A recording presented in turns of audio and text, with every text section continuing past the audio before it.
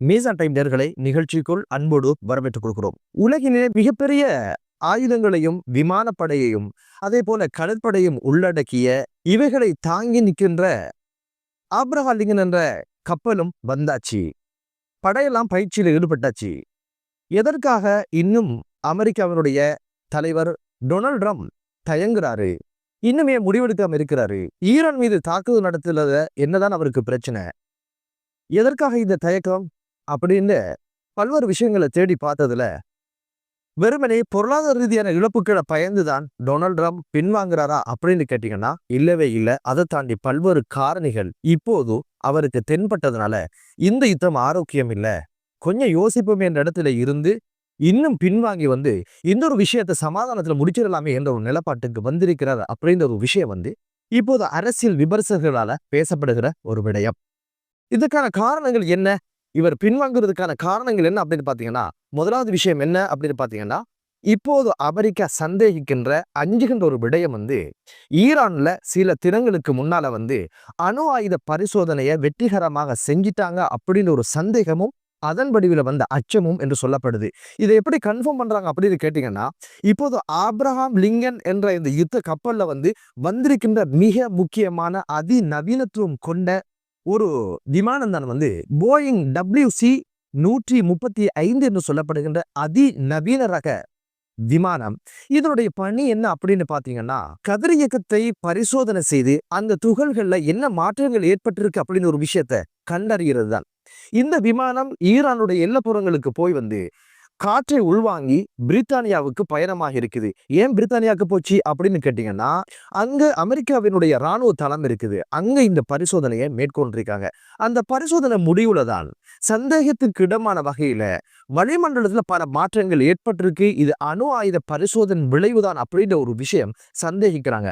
அதனால அணு ஆயுத பரிசோதனையை ஈரான் செஞ்சிட்டோ என்ற அச்சமும் வந்ததுனால ஒன்றுக்கு 1000 தடவை யோசிச்சிருவோமே, ஒருவேளை இந்த யுத்தத்துல ஈரான் அணு ஆயுதத்தை பயன்படுத்திட்டா இதனுடைய விளைவுகள் எப்படி இருக்கும் அப்படின்ற பல்வேறு விஷயங்களை கணக்கு போட்டதுனாலதான் ஒரு அடி டொனால்ட் ட்ரம்ப் பின்வாங்கினாரு அப்படின்னு ஒரு விஷயம் சொல்லப்படுது.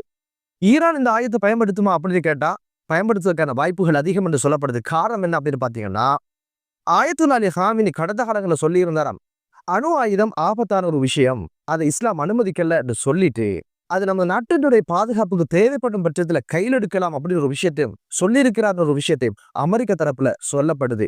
அதனால நிச்சயமாக ஈரான் இந்த ஒரு ஆயுதத்தை தனது பாதுகாப்புக்காக வேண்டி பயன்படுத்தும் என்ற அச்சம் இப்போது அமெரிக்க தரப்புல ஏற்பட்டதுனால டொனால்ட் ட்ரம்ப் இந்த விஷயத்துல பேச்சுவார்த்தையில முடிச்சிருக்கலாமே அப்படின்னு ஒரு விஷயத்துக்கு உடன்பாடு கண்டிருக்கிறாரு என்பது தெரிய வந்திருக்கு. அமெரிக்க நிலப்பாடு என்ன அப்படின்னு பாத்தீங்கன்னா, அணு ஆயுத உற்பத்தியில காலடி வச்சிடப்படா மிரட்டுவோம், அது உங்கள்கிட்ட இறுக்கமாக இருந்தா கிட்டையும் வரமாட்டோம் அப்படின்னு ஒரு இடத்துல தான் இப்போது அமெரிக்காவோட நிலப்பாடு இருக்கிறத பார்க்க முடியுது. ஒரு ஆரோக்கியமான விஷயம்தான். காரணம், திடுமுடின்னு ஒரு சண்டைக்கு போய் அவமானப்பட்டு சின்ன பின்னப்பட்டு பல்வேறு நட்டங்களுக்கு உள்ளாகிறத விட, வெள்ளம் வரும் முன் அணைக்கட்டு என்பது போல அடி வாங்கி நாசமாகிறத விட இப்போதாவது ஒரு சமாதான பேச்சுவார்த்தை முடிச்சிடலாமே என்று நினைக்கிறது அமெரிக்காவுக்கும் ஆரோக்கியம், டொனால்ட் ட்ரம்புக்கும் ஆரோக்கியம், ஈரானுக்கும் ஆரோக்கியம், சூழ இருக்கின்ற நாடுகளுக்கும் ஆரோக்கியம். அடுத்த ஒரு விஷயம் என்ன சொல்லப்படுது அப்படின்னு கேட்டீங்கன்னா, ஈரானிடம் இருக்கின்ற அதிவேகமான கண்டம் விட்டு கண்டம் தாக்குகின்ற ஃபத்தாஹ் 2 என்று சொல்லப்படுகின்ற ஏவுகணை அமெரிக்காவினுடைய இப்போது இருக்கின்ற தற்காப்பு படையினரால் அது எளிதில் சுட்டு வீழ்த்த முடியாது, சிரமப்பட வேண்டி இருக்குது அப்படின்னு ஒரு விஷயமும், அதுக்கான காரணம் ஒளி வேகத்தை விட 13 மடங்கு வேகம் மிக்கது. அது மட்டுமல்ல, அது பயணிக்கின்ற பாதையை அடிக்கடி மாற்றிக்கொள்ளும் என்பதனால பல்வேறு சிரமங்கள் அதை சுட்டு வீழ்த்துறதுல இருக்குது அப்படின்னு ஒரு விஷயம் சொல்லப்படுவதோட இந்த ஆயுதத்தை எப்படி கையாளுற ஒரு அச்சமும் அமெரிக்காவுக்கு எழுந்ததுனால டொனால்ட் ட்ரம்ப் போராடி பின்னுக்கு வச்சிருக்கிறார் அப்படிங்கிற ஒரு விமர்சனமும் சொல்லப்படுது. தற்போது ஈரானுக்குள்ள இன்டர்நெட் பாரிய அளவுல மட்டுப்படுத்தப்பட்டதாகவும் அது கட்டுப்பாட்டுக்குள்ள வைக்கப்பட்டிருப்பதாகவும் சொல்லப்படுது. இந்த இன்டர்நெட் முடக்கத்தால ஈரானுக்கு கிட்டத்தட்ட ஒரு நாளைக்கு 30 மில்லியன் அமெரிக்க டாலர்ஸ் தொடக்கம் 40 மில்லியன் அமெரிக்க டாலர்ஸ் வரைக்கும் நட்டம் ஏற்பட்டாலும் ஈரான் அந்த ஒரு விஷயத்துல குறியாக இருக்குது. உளவாளிகள் உள்ள போந்து ஏதாவது பண்ணிடுவாங்க அச்சத்துல இது முடக்கம் செஞ்சதுனால இப்போது அமெரிக்காவுக்கு உளவு பார்க்குற விஷயங்கள் என்ன நடக்குது, ஏது நடக்குது, இந்த யுத்தம் மிக முக்கியமான அரச தலைவர் இலக்குவத்தை செய்யப்படுறதுனால அந்த உளவு இப்போது வேலைக்காகாது என்பதனால இப்போது யோசிக்கிற இடத்துக்கு அமெரிக்கா வந்திருக்குது அப்படின்னு ஒரு விஷயமும் சொல்லப்படுது. அடுத்த காரணம் என்ன அப்படின்னு பாத்தீங்கன்னா, 16 ராணுவ சரக்கு விமானங்கள் ஈரானுக்குள்ள வந்ததாகவும் சொல்லப்படுது. இதை அனுப்பி வச்சது யார் அப்படின்னு பாத்தீங்கன்னா சீனா. இதுக்குள்ள இருக்கிறதெல்லாம் வெறும் மக்களுக்கு தேவையான சரக்குகள் கிடையாது. அதுக்குள்ள இருக்கிற உபகரணங்கள் என்ன அப்படின்னு பாத்தீங்கன்னா, மின்னணு போர் முறையை வலுப்படுத்துவதற்கு தேவையான உபகரணங்கள் தான் இருப்பதாக சொல்லப்படுது. காரணம் என்ன அப்படின்னு பாத்தீங்கன்னா, ஈரான அமெரிக்கா தாக்கி வீழ்த்திட்டா அடுத்த இலக்கு ரஷ்யா, சீனா மீது அமெரிக்காவுடைய பார்வை இருக்கும் என்பதனால ஈரானை தூக்கி வச்சு கொள்ளணும். ஈரான் ஒரு போராட்ட காலத்துல எப்படியாவது ஜெயிச்சிடணும் என்பதற்காக தமது பாதுகாப்பை உறுதிப்படுத்துவதற்கு இப்போது ஈரானுக்கான உதவிகளை ரஷ்யாவும் சீனாவும் செய்து வருவதாக சொல்லப்படுது. என்னதான் இருந்தாலும் இப்போது சீனாவுடைய உதவிகள் கிடைச்சதுனால ஈரானுக்கு மிகப்பெரிய ஒரு பலமாக இருப்பதாகவும் மிகப்பெரிய உந்து சக்தியா இருப்பதாகவும் தான் ஈரான் தரப்புல சொல்லப்படுது. இந்த ஒரு விஷயம் குறித்தும் அமெரிக்காவுக்கு செய்தி கிடைச்சதுனால இந்த ஒரு விஷயத்துல சீனாவும் பக்கபலமாக இருந்துட்டா ஒரு சில நாட்கள்ல இந்த யுத்தத்தை முடிக்கிறதுக்கான வாய்ப்பு கிடையாது என்பதனால இந்த யுத்தம் பற்றி டொனால்ட் ட்ரம்ப் யோசிக்க ஆரம்பிச்சிருக்கிறார் என்ற ஒரு விஷயமும் சொல்லப்படுது. அரபு நாடுகள் தீர்க்கமான முடிவுகள் அறிவிச்சாச்சு. ஈரான் மீது அமெரிக்கா தாக்குதல் மேற்கொள்வதற்கு எமது நாட்டினுடைய எந்த வளங்களையும் தருவதில்லை என்று சொன்னதுனால என்னடா கூட்டி பிச்சை போட்டவங்க இப்ப இப்படியான ஒரு முடிவுக்கு வந்தாங்களே அப்படின்ற மிகப்பெரிய அதிருப்தி டொனால்ட் ட்ரம்புக்கு இருக்குது. கட்டார்ல இருக்கின்ற அமெரிக்காவுடைய பேஸ் அது யுத்தத்திற்கான பேஸ் கிடையாது அப்படின்னு சொல்லப்படுது. அது பிரிட்டிஷ் ராணுவ விமான நிலையத்தை பாதுகாப்பதற்காகத்தான் அமெரிக்கா உதவிக்காக வந்திருப்பதாக சொல்லப்படுது. அதிலிருந்து எந்த ஒரு யுத்த நடவடிக்கைகளும் மேற்கொள்ளப்பட மாட்டாது என்பதுதான் கட்டார் நாட்டுக்கும் அமெரிக்காவுக்கும் இடையுமான உடன்படிக்கை என்று சொல்லப்படுது. ஜோர்தான்ல அமெரிக்காவினுடைய இராணுவ தளங்கள் இருக்குது. அங்கிருக்கின்ற இராணுவத்தினூடாக யுத்தத்தை மேற்கொள்ள முடியாது என்பதுதான் உடன்படிக்கை. அது எதற்கு நிறுவிருக்காங்க அப்படின்னு பார்த்தீங்கன்னா, ஈரானுடைய ஏவுகணைகள் இஸ்ரேலை தாக்கும் பட்சத்துல அந்த ஏவுகணை சுட்டு வீழ்த்துறது மட்டும்தான் அவங்களோட பணியாக இருக்குமே தவிர பதில் தாக்குதல் நடத்தப்படாது என்பது ஜோர்தானுடன் அமெரிக்கா செய்து கொண்ட உடன்படிக்கை. இவை அனைத்தையும் கூட்டி கழிச்சு பார்க்கிற நேரத்துல அரபு நாடுகள்ல இப்போதைக்கு அமெரிக்கான சாத்தியப்பாடுகளும் ஆதரவும் இல்லை என்பதனால அண்ணன் கொஞ்சம் யோசிச்சு பார்த்தாரு. கூப்பிட்டாங்க, விருந்து தந்தாங்க, டான்ஸ் அடிச்சாங்க, கேட்டதை விட அதிகமா தந்தாங்க. ஆனா இந்த விஷயத்துல ஏதோ ஒரு வகையில உதவி பண்ண முடியாதுன்னு சொல்லிட்டாங்களே என்ற அச்சமும் பயமும் இப்போது டொனால்ட் ட்ரம்புக்கு உண்டாகியாச்சு. மிரட்ட முடியல, வீராப்போட ஒரு தாக்குதல் நடத்தவும் முடியல என்ற இடத்துலதான் இப்போது டொனால்ட் ட்ரம்புடைய நிலைப்பாடு இருப்பதாகவும் சொல்லப்படுது.